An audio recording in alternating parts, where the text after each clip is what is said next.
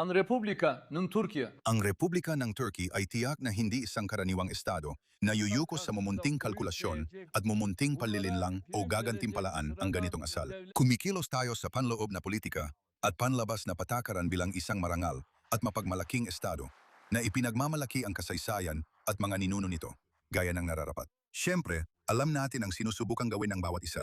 Nakikita natin kung anong madugong mga senaryo tungkol sa ating rehiyon ang isinusulat. Sa tulong ng Diyos, hindi natin hahayaan na maisakatuparan ang mga iyon. Makakasiguro ang lahat dyan. Makakaasa ang lahat.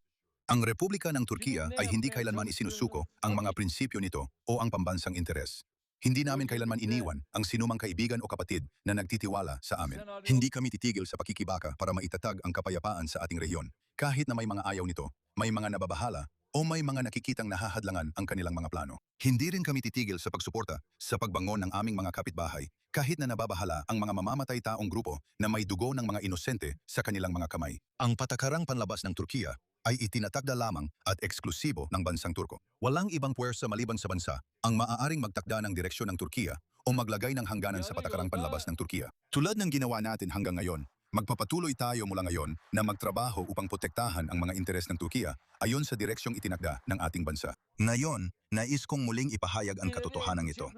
Bilang Turkiya sa buong ating rehiyon, wala tayong layunin, target o ambisyon maliban sa kapayapaan, katarungan, katatagan at katahimikan. Kaliwa sa sinasabi ng ilan, wala tayong lihim na agenda at wala ring nakatagong intensyon. Ang hangad natin ay maghari ang kapayapaan sa ating paligid. Ang layunin natin ay ang pagtatag ng katarungan, seguridad at kasaganaan sa bawat sulok ng ating rehiyon. Kasing halaga ng tubig at hangin ang kapayapaan na kailangan ng ating rehiyon sa kasalukuyan. Hinahangad nito ang mga araw na sa wakas ay makakamtan na nito ang kapayapaan. At bilang Republika ng Turkiya, mula Syria hanggang Iraq, mula Lebanon hanggang Palestina, mula Gulpo hanggang Africa, at mula Balkans hanggang Caucasus. Sa buong saklaw ng ating puso at kultura, sinasabi natin na ginawa tayong magkakapatid ng kasaysayan. Tayo ay nakikipaglaban upang itaas ang walang hanggang pagkakapatiran na ito.